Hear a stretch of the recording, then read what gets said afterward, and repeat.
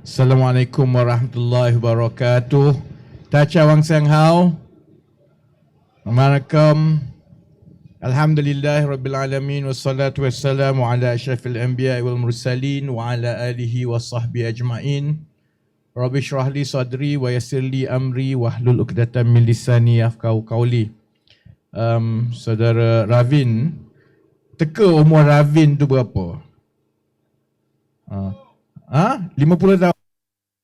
21 lagi 24. Masalah kau Ravin, orang ingat kau 24 tahun. Ravin umur kau berapa? 19 tahun. 19 tahun lagi. Jadi sebab itu saya ucapkan terima kasih banyak-banyak kepada tenaga muda yang bukan muda parti satu lagi tu. Tenaga-tenaga muda, anak-anak muda yang banyak membantu kita sehingga walaupun dalam serba kekurangan dan baru 45 hari, kita berjaya juga memastikan kempen Parti Bersama ini adalah kempen dia. Jadi terima kasih juga kepada yang hadir pada malam ini. Crowd malam ini yang hadir, dia berbeza sedikit daripada yang 2-3 malam yang lepas. Crowd malam ini nampak macam kanak-kanak Raibina. Dia bersemangat. Yang lepas-lepas tu dia dengar, lepas tu kita sebut pun dia dengar saja. Susah nak tepuk, susah nak jerit. Ini ada uncle kat depan tu, belakang Nick tu kan. Nick dah ambil semua poin saya, jadi saya pun tak tahu nak cakap apa. Lagipun kita adakan ceramah tiap-tiap malam tau.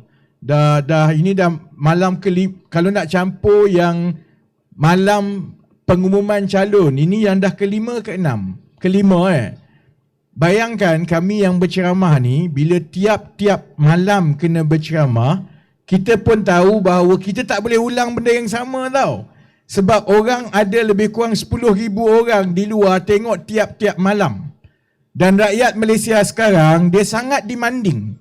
Kalau salah sebut pun kena, kalau ulang benda yang sama pun kena troll.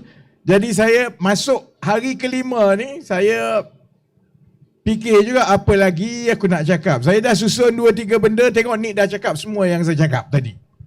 Baik. Tiap-tiap hari saya tengoklah apa reaksi terutamanya daripada netizen kita tentang kempen di Johor. Yalah, yang orang lain tu saya tak peduli sangat lah. Lagipun yang banyak bergaduh ni PH dengan BN, biar dia bergaduh PH dengan BN lah. Saya pantau selalunya ialah reaksi kepada kempen kita. Jadi semalam saya tengok reaksinya banyak troll ceramah ataupun ucapan-ucapan calon kita lah. Ada seorang tu dia budak lagi, umur 28 tahun. Jadi semalam dia bagi ceramah, budak umur 28 tahun, dia macam kanak-kanak Raibina lah atas pentas. Jadi adalah yang kata, ini kamu tidak latih lagi ni, dia bagi ucapan ini terlebih tenaga. Semua cadangan-cadangan itu insya-Allah boleh dilaksanakan, tapi masalahnya pilihan raya negeri Johor ini dipanggil lebih kurang seminggu selepas kami ditubuhkan. Jadi memang tak banyak perkara yang standard operating procedure. Termasuklah macam mana nak latih orang bagi ucapan. Yang itu tu kita terpaksa tunda lah. Yang penting ialah mereka jumpa pengundi-pengundi dahulu sebelum kita nak latih dia betul-betul. Cuma kita ada satu budaya kita yang kadang-kadang tu kalau kita boleh perbaiki, Malaysia boleh pergi lebih jauh daripada yang ada sekarang. Budaya kita suka komen tapi kita tak letakkan diri kita dalam keadaan orang itu. Ini yang saya nak sambung, ulas panjang sedikit lagi daripada yang disebut oleh Nick. Bila kita tengok orang jadi calon untuk kita undi kan, secara tradisinya kita letakkan model itu kepada model-model sedia ada. Kita letakkan model itu mestilah mat sabu, mesti berucap hebat-hebat semua. kita letakkan model itu kepada contohnya Anwar Ibrahim, kepada Lim Guan Eng. Semua mesti penceramah yang hebat-hebat. Kita tak pernah tengok pun masa dia mula-mula dulu berceramah macam mana. Yang berbahaya, bila model kita dalam kepala itu macam itu, jadi akhirnya, sebab itulah kita nak cari pelapis ni payah. Macam mana pelapis nak naik? Semua diukur dengan yang dah ada pengalaman 60 tahun dalam politik. Dia dah melalui semua ucapan dia selepas 60 tahun sudah tentulah lebih baik. Baik Itu satu. Kedua, kita tak letakkan diri kita dalam keadaan mereka. Dr. Haris, Nicholas yang berucap, Dr. Zamil senang sikit lah sebab Dr. Zamil kita yang profesional, calon-calon kita macam Dr. Zamil, Yi Leong, kemudian kita ada arkitek, Saudara Sarudin yang bertanding di Kota Iskandar. Kalau yang macam ini dia agak mudah sedikit sebab they have their own practice. Jadi bila dia ada their own practice, they can manage it kan. Tapi ada orang yang memang kena letak jawatan dalam tempoh seminggu. Dalam tempoh seminggu, dia nak menawarkan diri untuk bertanding, dia kena buat keputusan yang cukup besar dalam hidup dia. Pada umur 20-an, dia kena fikirkan, saya kena ambil risiko ini, kalau menang okeylah, tapi ini parti 45 hari, besar kemungkinan tak menang lah. Jadi kalau kita letakkan diri kita dalam keadaan mereka, kita patut tanya diri kita, adakah saya berani jadi macam budak-budak ini? Saya pasti sebahagian besar daripada kita. Dan masa saya dengan Nick, Semak dan temuduga calon-calon yang lebih senior, ada yang CEO, ada yang CFO, ada macam-macam. Mereka kata, kalau notis 1 minggu YB untuk kami letak jawatan susah. Banyak benda kami nak kena buat. Kalau 3-4 bulan tak apa.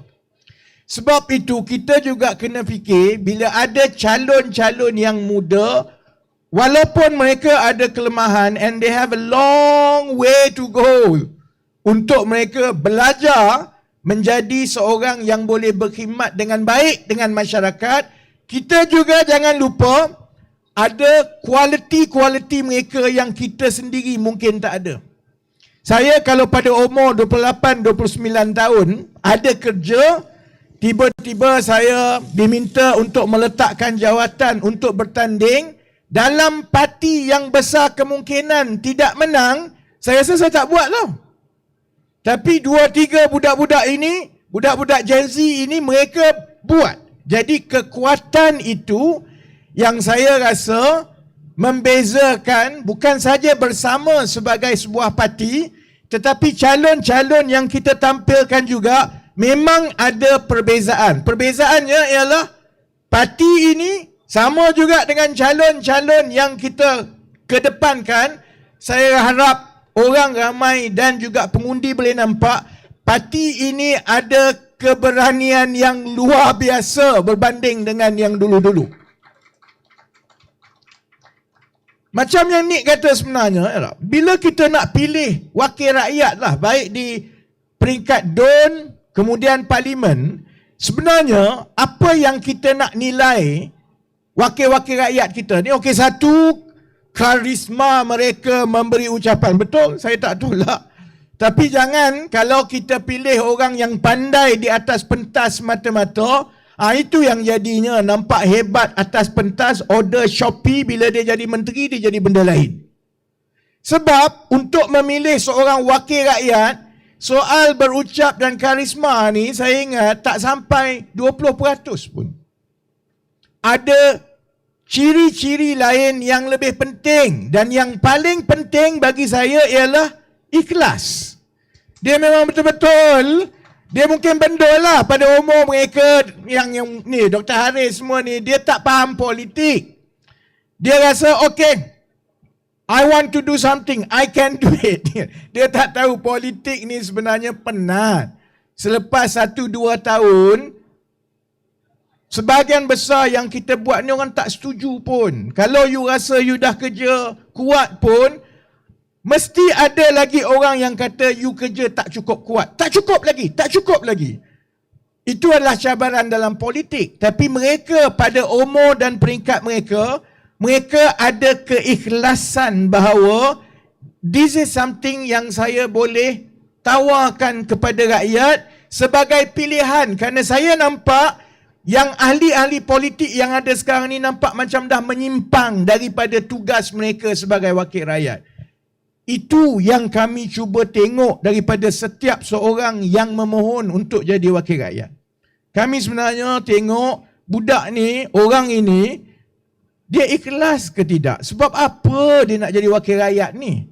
Kalau semata-mata untuk dapat gaji, untuk dapat kedudukan, saya rasa kebanyakan daripada mereka telah pun berjaya dalam hidup mereka. Diorang ni arkitek, doktor, lawyer, ada bisnes sendiri, ada yang CEO. Mereka tak perlukan menjadi wakil rakyat untuk mereka berada dalam tempat yang baik dalam hidup mereka. Tapi kami nampak, atas, kena pegang atas, pula dah. Tapi kami nampak ada satu persamaan. Sebahagian besar daripada mereka yang nak menawarkan diri menjadi calon kali pertama ini, kebanyakannya mereka rasa ada benda yang tak kena dalam politik Malaysia, ada benda yang perlu diperbaiki dan politik Malaysia ini perlu diberikan nafas baru, disegarkan balik. Jadi mereka menyahut seruan kami, kalau nak segarkan balik politik ini, kita perlukan orang-orang biasa yang melalui hidup sebagai orang biasa, sebab mereka lebih faham apa yang jadi kat atas, kat bawah ini. Sebab itu semalam, kalau ada orang yang rasa mutu ucapan itu boleh diperbaiki, saya setuju. Memang saya setuju sangat-sangat. Saya tengok, saya kata Astaghfirullahalazim. Tapi itu kali pertama mereka berucap. Yang penting kita jangan tengok dan nilai berdasarkan mutu, pandai berkata-kata semata-mata. Kita tengok dia cakap apa. Bandingkan calon-calon yang berkempen daripada PH, BN dan bersama. Saya nak tanya, ada ke tidak seorang yang bercakap tentang ancaman dadah dalam masyarakat kita? Tak ada seorang pun. Saya pun tak cakap. Bila dia datang daripada seorang calon yang berumur 28 tahun dan dia bercakap bersungguh-sungguh bahawa masalah utama di kalangan mereka pada umur itu ialah dadah. Saya rasa kita semua memang bersetujulah. Siapa yang berani bangkang? Memang betul. Yang Cina ke, yang India, yang Melayu, sebenarnya selain daripada ahli-ahli politik, perkara yang satu lagi yang kita semua patut benci adalah dadah. Tapi ada kita pernah dengar ahli parlimen kita bercakap pasal dadah? Ada kita pernah dengar wakil rakyat kita yang dah menang berpenggal-penggal cakap pasal dadah? Tak ada. Sebab itu saya tampil ni bukan saya nak bela ideal calon yang semalam itu orang kata terlalu bersemangat seperti kanak-kanak Raibina bagi ucapan. Saya rasa benda yang dia cakap itu memang sebab tak pernah disebut oleh orang lain bahawa kenapa negara kita dan ahli politik kita ni pandang sebelah mata saja soal dadah. Orang akan katalah dadah ni tak ada kena-mengena dengan Dewan Undangan Negeri, dia kata. Kalau bertanding di peringkat Dewan Undangan Negeri, kamu bercakap pasal masalah setempat saja. Kadang-kadang yang komen tu pun macam dia duduk dekat bulan. Cuba kita duduk dalam masyarakat kita, apatah lagi kalau kita tak duduk di kawasan yang kaya raya. Memanglah masyarakat kita, salah satu daripada masalah nombor satu masyarakat setempat ialah dadah lah. Betul lah dia bercakap pasal masyarakat setempat dia, masalah setempat dia pasal dadah. Terutamanya kepada yang muda-muda. Baik. Kenapa soal dadah contohnya ini adalah soal masyarakat yang tak mahu disentuh oleh orang politik. Sebab dia rumit, dia susah. Dan yang lebih berbahaya, yang ni bab saya ni saya nak masuk ni kan. Yang lebih berbahaya ialah industri dadah di Malaysia ini adalah perlambangan segala bentuk rasuah dan segala penyelewengan yang ada, yang rosak dalam negara kita. Kalau negara kita ini tak ada rasuah, kalau tak ada penyelewengan, kau ingat tokek-tokek dadah ni boleh ada ke? Kita semua fahamlah sebab apa. Sebab itu saya nak kaitkan, walaupun calon kita semalam dia sebut pasal dadah dan kesannya kepada yang muda-muda, ini adalah masalah negara yang menunjukkan bagaimana pincangnya sebenarnya apa yang ada di negara kita. Sebab itu, kalau saya bersuara pasal mafia korporat, saya bersuara pasal mafia penjenayah, kongsi gelap, ini semua berkait-kait, akhirnya dia jadi isu setempat dengan lambakan dadah yang ada lah. Saya pernah kena tahan dengan polis sekali lah, ni lama lah, 2018. Jadi masa itu tu, yalah saya memang ahli parlimen masa itu, jadi kena tahan lagi. Sementara dia nak sumbat saya ke dalam lock up. Saya ingat masa tu polis pun rasa, alah, polis pun dah banyak menyokong kita orang masa tu tahu. Sebab pasal 1MDB semua kan. Jadi yang menangkap tu kata, YB macam ni lah, sementara kita nak transfer you ke lock up, kita nak tahan you dekat balai polis biasa ni, susah lah. Jadi kita tahan you dekat bilik ketua siasatan narkotik. Okey. So, saya duduk kat situ. Saya tak ingat nama datuk tu. Saya rasa dia dah bersara lama lah. So kami sembang pasal dadah. Bukan saya nak beli dadah lah, saya nak faham. Kenapa dadah, lambakan dadah ni sampai sekarangnya, kita macam tak ada penyelesaian. Walaupun disebut ada rampasan besar, sekali rampas 30 juta, sekali rampas 50 juta, dadah 50 juta tau. Tapi daripada 6-7 tahun, 10 tahun yang lepas, saya nak faham, macam mana dadah sampai ratus-ratus juta ni boleh ada dekat Malaysia? Dia mesti datang daripada somewhere tak? Kita bukan tanam buah popi tu belakang rumah kita. Orang kita paling hebat, dia tanam pokok ketum je lah. Dia tak ada ganja mungkin lah. Tapi kalau heroin semua ni, dia datang daripada negara lain. Dia ada poppy seed dekat, saya pun tak tahu. Kan? Tapi selalunya sindiket ini daripada Afghanistan lah asal dia, daripada Amerika Selatan. Macam mana dia boleh sampai kat sini masuk? Macam mana boleh masuk sampai ratus-ratus juta dadah? Saya tanya yang itu, dia diam. Saya tanya lagi. Ni Jabatan Narkotik Bukit Aman ni, banyak-banyak you ada semua ni. Takkan you tak tahu 3-4 orang tokeh dadah Malaysia? Sebab yang selalu kena yang kat bawah tu, yang itu yang kena gantung. Yang kat bawah kena gantung yang kat atas tu. Takkan kita tak tahu? Dia diam lagi. Saudara-saudari tahu, kita boleh agak sebenarnya keadaan dia. Saya rasa masyarakat kita ni yang halal, yang haram semua ni pasal dadah ni, dia dah bercampur banyak sangat. Kerana dalam masyarakat kita, siapa ada wang, dia boleh beli. Sebab tu kita ada mafia korporat ni. Saya awal tahun ini macam-macam sampai aku kena siasat, kena ambil peperiksaan SPRM. Satu-satunya sebab saya rasa saya je yang betul-betul ke depan duk tanya pasal mafia korporat, SPRM, PDRM semua ni. Kalau abang polis yang ada, minta maaf lah. Saya kenal ramai polis yang buat ni 4-5 kerat je, habis rosak nama semua orang.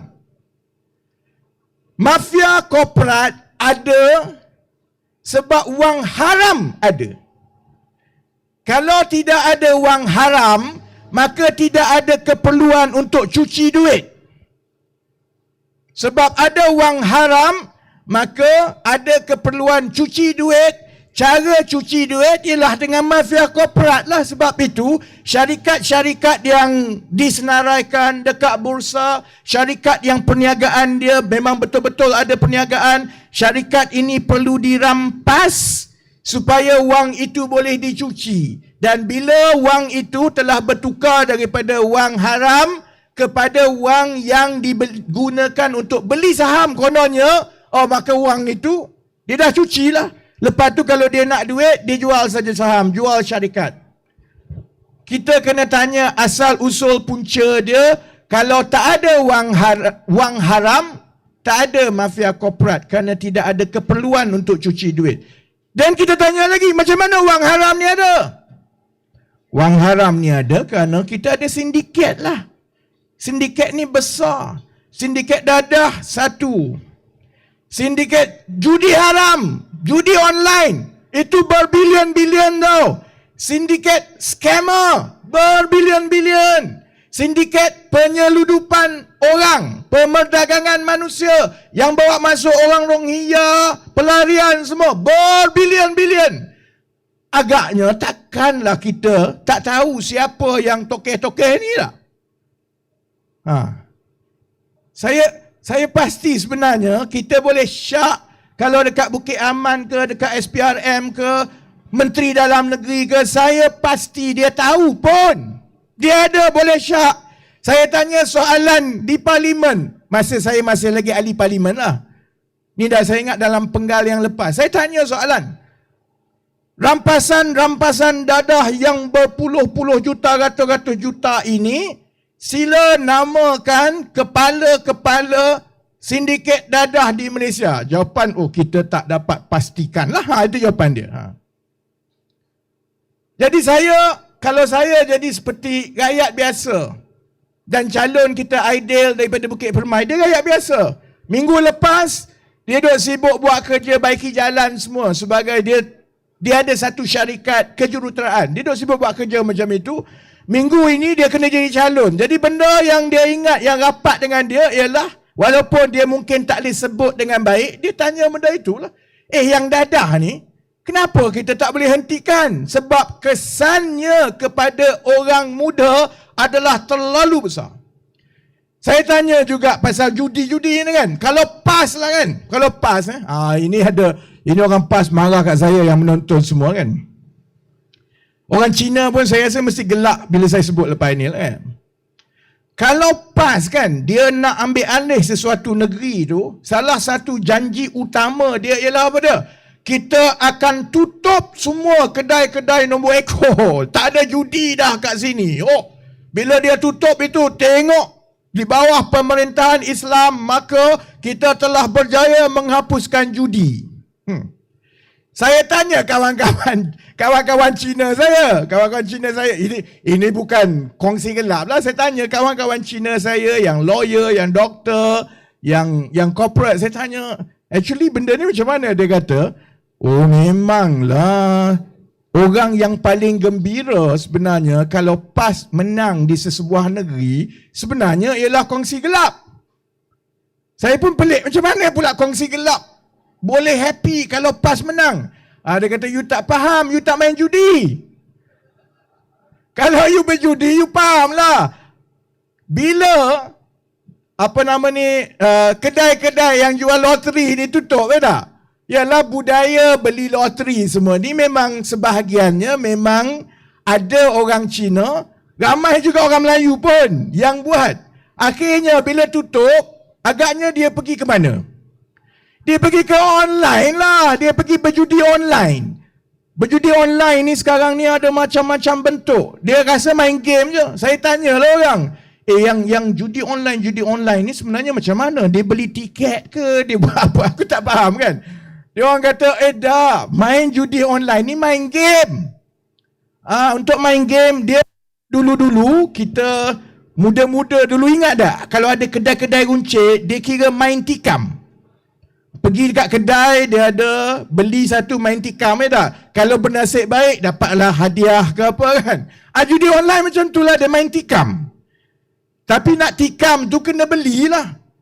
Dia mula dengan RM10, lepas tu ketagihan RM10 jadi RM50, ada yang RM100 semua. Yang ini berbilion-bilion tau judi haram.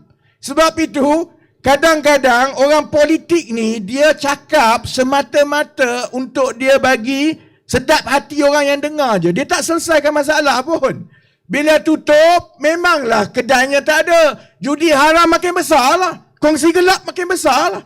Sebab itulah daripada itu makin banyaklah wang haram dalam negara kita dan yang itulah akhirnya dia meletup baru-baru ini jadi mafia korporat. Jadi kalau tanya saya lah, orang tanya saya, you buat kerja gila ni, you dah elok-elok jadi menteri, you dah timbalan Presiden Anwar Ibrahim pun tinggal satu penggal, ni penggal terakhir dia sebagai Presiden PKR. Sebab apa you tak duduk diam tunggu kat situ, lepas ni you jadi PM lah. You orang paling bodoh sekali dalam politik. Orang cakap kat saya tau. Saya mudah, kalau saya tak tahu tak apa. Sebab saya rasa saya macam banyak orang biasa juga, saya bendol. Macam tu lah judi online aku tak tahu. Kena tanya orang, tunjuk aku judi online macam mana. Saya tak faham semua ni. Kalau saya tak tahu tak apa. Kalau saya dah tahu benda tu ada dan berlaku, kalau saya masih lagi duduk kat situ, maka dosa yang saya tanggung itu lebih besar daripada pahala yang saya dapat daripada saya jadi menteri. Mudah je. Sebab saya harap itu yang calon-calon yang kita tampilkan, saya harap sebab mereka muda, sebab mereka baru, sebab mereka tak tahu helah dalam politik ini, saya harap mereka kekal berpegang kepada prinsip bendol macam itu sampai bila-bila. Supaya mereka dapat jadi ikhlas bahawa dia masuk politik ini semata-mata sebenarnya untuk mereka menawarkan khidmat kepada rakyat. Kalau tidak, kita undi macam mana pun, benda tu tak berubah. Yang berubah ialah orang-orang berkepentingan besar dalam masyarakat kita. Yang orang politik ni, dia duk maki hamun masing-masing. Ada orang kata, oh kalau dalam pilihan raya negeri ni kepada semua Melayu, hanya undi calon Melayu, jangan undi calon Cina. Kepada orang Cina pula, akan ada pimpinan politik Cina yang cakap, oh you hanya boleh bagi undi kepada PHDAP saja. Sebab kalau you bagi undi kepada orang lain, Cina telah berpecah, undi kita tidak lagi solid.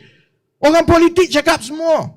Yang Cina cakap macam itu, yang India cakap macam ini, yang Melayu kata jangan pergi dekat dengan Cina India. Depan kita, belakang kita, semua BFF tau.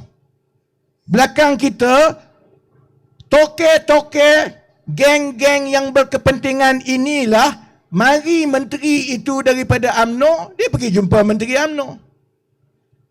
Duit dia banyak. Dia akan cakap, apalah kempen. Saya tengok tu YB, ada satu parti tu dia kempen pakai truck. Kita kesian. Saya sokong YB, nah ambil 20 juta lepas ini, tak payah pakai truck lah. Pakai event organizer besar-besaran. Sistem PA paling hebat. Jangan guna pengacara majlis budak sekolah umur 19 tahun. Malu kat orang. Gunakan yang profesional. 20 juta. Minggu depan 20 juta lagi. Minggu depan 20 juta lagi. Mari menteri lain daripada parti yang lain, dia guna ayat yang sama. Saya sokonglah parti YB ni. Parti YB ni baguslah. Saya daripada dulu sokong daripada belakang. Dia cakap, semua cakap sokong daripada belakang. Saya dah melalui semua ni tahu, saudara-saudari. Datang, saya tengok je, kata celaka betul dia ni. Mari yang pas dia kata macam itu. Sebenarnya walaupun saya India, saya daripada dulu sangat respect sama Tok Guru Haji Hadi. Betul, dia akan cakap macam tu. Jadi saya support, saya kasih support sikit. Saya punya lombong itu, adalah. Sama je, sama. Sebab itu kita sampai ke peringkat yang orang bila dia nak mengundi, dia garu kepala.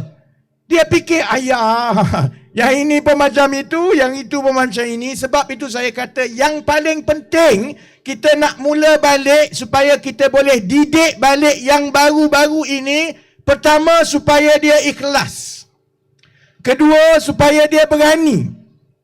Sebab kalau jadi wakil rakyat, hebat macam mana, menteri macam mana pun, kalau dia tak ikhlas dan dia tak berani, datang duit satu tongkol depan mata, dia akan tewas, saudara-saudari. Dan bila dia tewas, yang bodohnya ialah kita. Tiap-tiap 5 tahun kita duk bergaduh sama kita ni. Berperang sama kita, kutuk sama kita. 1 sen pun yang dekat netizen duk bergaduh tu tak dapat apa. Ceplos dapatlah sikit. Tapi yang lain tak dapat apa. Yang kaya raya tetap orang-orang berkepentingan, tetap orang-orang yang ada bisnes yang besar-besar, tetap ahli-ahli politik dia, kita balik sama dia je. Sebab itu akhirnya politik kita sekarang ini dia jadi macam mana aku nak cari gabungan yang terbaik supaya kalaupun aku tak ada kesan, asalkan aku dapat 4 orang ahli parlimen cukup. Kerana bila parti aku ada 4 orang ahli parlimen, aku boleh pergi berunding dengan siapa yang nak bentuk kerajaan untuk aku dapat satu jawatan menteri. Bila aku ada seorang yang jadi menteri, maka toke-toke terpaksa jumpa aku, dia terpaksa bagi duit ke aku. Mudah. Yang kat bawah ni jugalah bodoh, gaduh, kan? Sebab itu saudara-saudari, kalau kita tengok kepada kempen setakat ini, saya tak tahulah. Saya cuba pantaulah kempen setakat ini kan. Sebenarnya, kempen pilihan raya setakat ini pasal apa? Saya pun tak tahu. Apa isu paling besar setakat ini sebenarnya? Apa yang dibentangkan oleh 2 buah gabungan yang nak jadi kerajaan ni? PH dengan BN. Sebenarnya dia nak buat apa untuk rakyat Johor ni? Saya tak tahu lagi tau. Saya tak nampak lagi. Yang saya tengok berita-beritanya ialah engkau kata aku bohong, aku cakap kau bohong. Siapa bohong sekarang ni? Anwar kata dalam parlimen pula tu. Bayangkan politik kita ni dah sampai ke peringkat Perdana Menteri dalam parlimen kena pergi bagi kenyataan rasmi bahawa tuduhan Felda tidak membenarkan Datuk Seri On Hafiz masuk ke Felda pada hari Felda hari itu kan. Itu adalah satu pembohongan. Betul tak? Ya Allah. Kemudian PH pula tak puas hati sebab BN tuduh Anwar Ibrahim dan juga Felda tak bagi menteri besar dia masuk Felda. PH pula buat tuduhan kononnya Anwar nak turun ke Muar, tapi kerajaan negeri Johor di bawah caretaker government sekarang ini tak bagi guna dewan di Muar. Menteri besar Johor ajak balik. Itu semua pembohongan. Pula dah. Dia cerita sama dia, yang ini kata kau bohong, yang ini kata kau bohong, sampai masuk parlimen ni. Apa kena mengena dengan rakyatnya? Kita nak tahu sebenarnya kau nak jadi kerajaan ni. Kita orang tak apa tau. Kita memang tak nak jadi kerajaan. Kita tahu kita tak nak jadi kerajaan. Ni yang nak jadi kerajaan ni kau nak buat apa? Sampai sekarang ni dah nak masuk, nak habis 1 minggu ni, kita terpinga-pinga sebenarnya kau nak buat apa?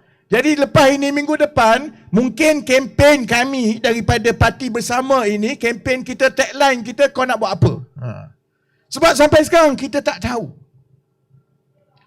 Itu yang bahayanya bila politik sudah sampai ke peringkat yang mana sebenarnya ini semua pasal jawatan nak jadi kerajaan saja.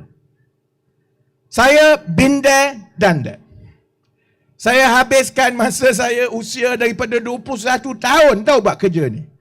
Saya rasa masa yang saya habiskan atas pentas ceramah dalam tempoh 16-17 tahun yang lepas lagi lama daripada masa saya habiskan dengan anak saya membesar.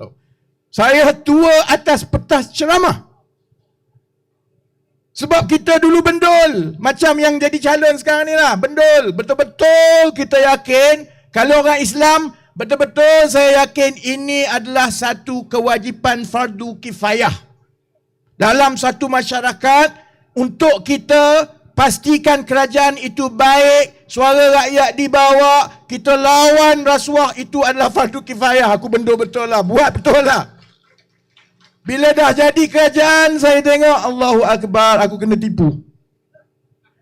Lepas satu-satu, sampai ke satu peringkat, bila dia dah melibatkan mafia korporat, mafia biasa, dia dah melibatkan wang ratus-ratus juta. Bila ada ahli parlimen PKR masa itu yang terima 9.5 juta ringgit mainan je, sekarang dia jadi menteri. Sampai sekarang dia tak jawab, saudara-saudari. Dia ingat saya lupa tau. Dia ingat saya lupa. Saya tak pernah lupa. Saya tunggu masa. Sebab itu kita orang ni yang kancil ni, tu saya kata bila nak buat parti, saya kata kita nak cari nama apa Saya rasalah sepatutnya kita orang politik ni kena jadi macam kancil. Dia jangan perasan besar. Jangan perasan besar, tapi dia kena cerdik. Kecil tak apa, tapi kena cerdik. Yang itu, saya tunggu sampai sekarang, Anwar Ibrahim ke, Zaid Hamidi ke, bila masa, ni sama-sama kabinet ni, bila masa dia nak tanya, bila soal 9.5 juta ni, Ramanan nak jawab. Sampai sekarang Ramanan duduk diam. Saman saya pun tidak, jawab pun tidak. Sebab kita semua tahu bahawa benda tu betul. Dan kalau saya dah sebut berkali-kali dalam podcast saya sebut, atas pentas saya sebut, maknanya saya ada bukti lah. Sebab itu Ramanan diam. Saya tunggu dia jawab, aku tunjuk bukti. Memang kena kali ini. Sebab itu saudara-saudari, kita nak habis sekarang kan. Kita pun nak balik. Saya kena balik KL malam inilah. Kau gila tak balik rumah langsung. Nak juga kena jumpa anak paling kurang 3 jam seminggu. 3 jam seminggu je tau. Jadi saya nak ingatkan kita begini. Bila kita masuk dalam pilihan raya negeri Johor kali ini, memang betul bersama hanya memilih untuk bertanding 15 kursi.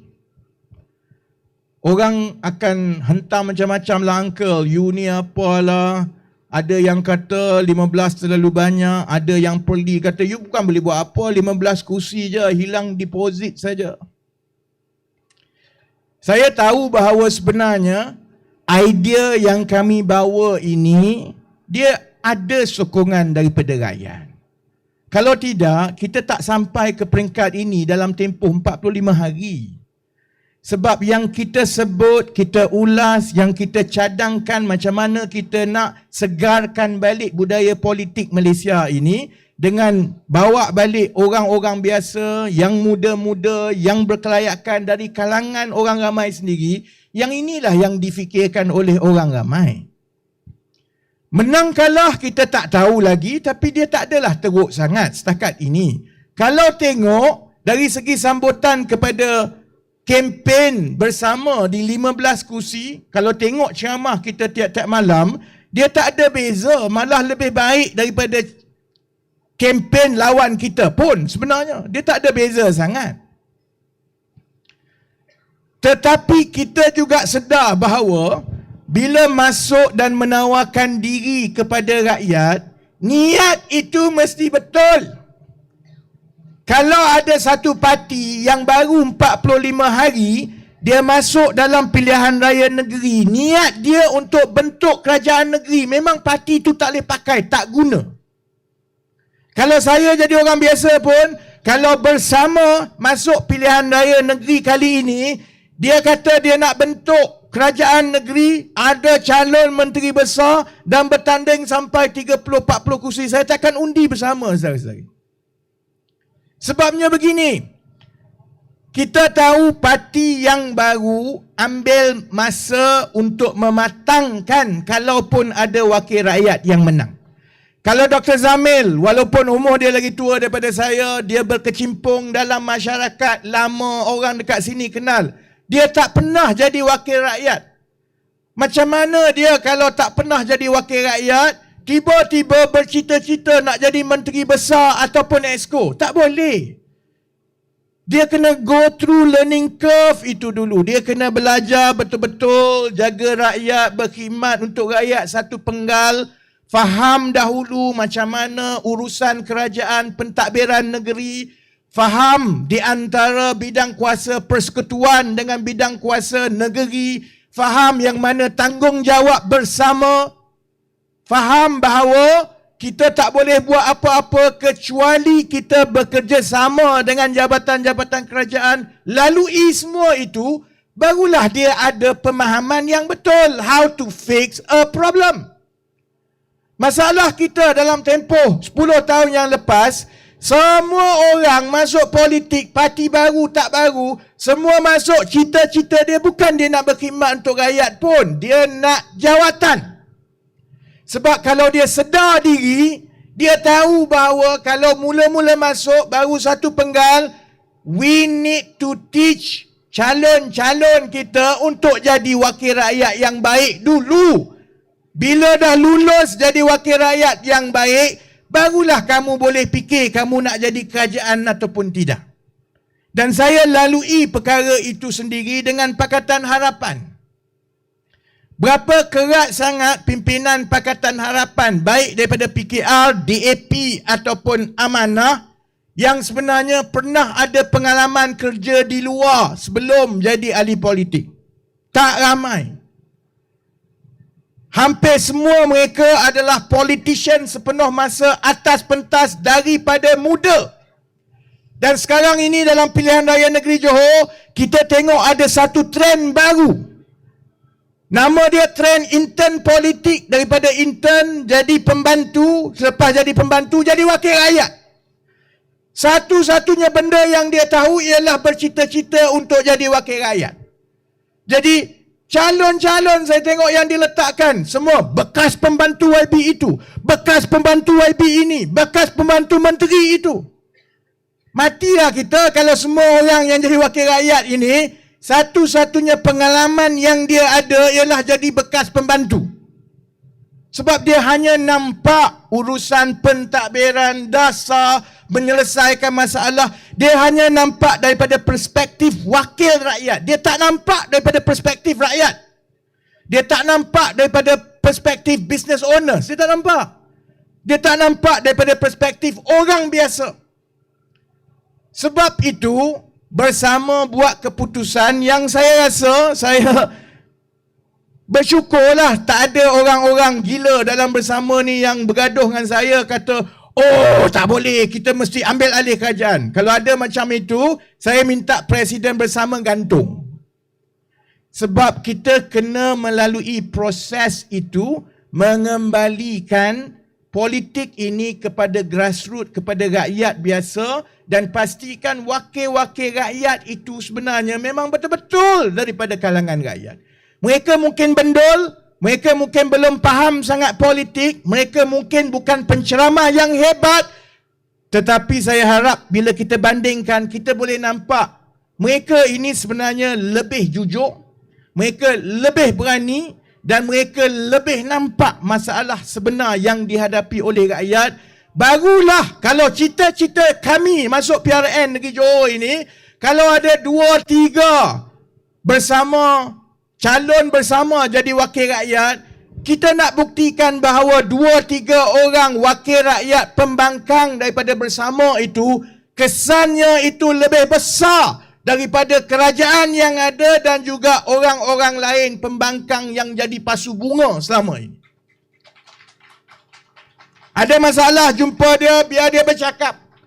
Kita dah tetapkan tiap-tiap bulan dia kena jumpa dengan rakyat, duduk dekat situ. Saya tahu, saya wakil rakyat lama, wakil rakyat ni dia tak suka berdepan dengan rakyat tau. Sakit telinga tau. Ada saja orang datang ayang, parking tak betul lah. Saya lagi teruk tau. Okay, saya kalau masalah rakyat kat kawasan saya, kalau masalah yang melibatkan kerajaan, jabatan tu okey lah. Kita kena segarkan dan betulkan balik politik di negara ini. Yang tua-tua, masa kita sudah nak sampai habis dah sebenarnya. Kalau dalam bersama ni, saya ni dah cukup tua tau. Dah kira tua dah kira grandfather dah dalam bersama ni. Apatah lagi dalam parti-parti lain. Masa kita yang dah tua-tua, dah di hujung-hujung dah. Tanggungjawab kita ialah pastikan yang muda-muda bila dia masuk, dia dilatih dengan lebih baik. Dia bercakap dengan lebih baik bila dia naik atas pentas. Dia bawa suara rakyat, dia tak makan rasuah, dia betul-betul jujur, dia ikhlas, dia berani. Kalau bersama orang macam saya dan Nick boleh laksanakan yang itu dalam tempoh 5-10 tahun akan datang, saya boleh cakap kepada saudara-saudari, itu rahmat dan juga pencapaiannya adalah lebih besar daripada jadi Perdana Menteri ataupun jadi Menteri Besar mana-mana negeri. Because we leave a legacy. Legacy itu membetulkan balik politik negara, menyegarkan balik dan mengembalikan politik kepada rakyat. Itu misi saya dan Nick yang saya rasa lebih besar dan lebih bermakna daripada jawatan-jawatan menteri, Perdana Menteri. Saya dah tak heran dah semua, saya dah tengok dah. Timbalan Perdana Menteri duduk-duduk sebelah aku macam itu je. Akhirnya duduk pusing, luar cakap lain, dalam buat lain, umum lain. Yang kita nak sebelum saya mati, ialah kita nak tengok politik kita, ahli politik, menterinya, Perdana Menterinya, eskonya, semua ikhlas, baik, jujur, bertanggungjawab, beramanah.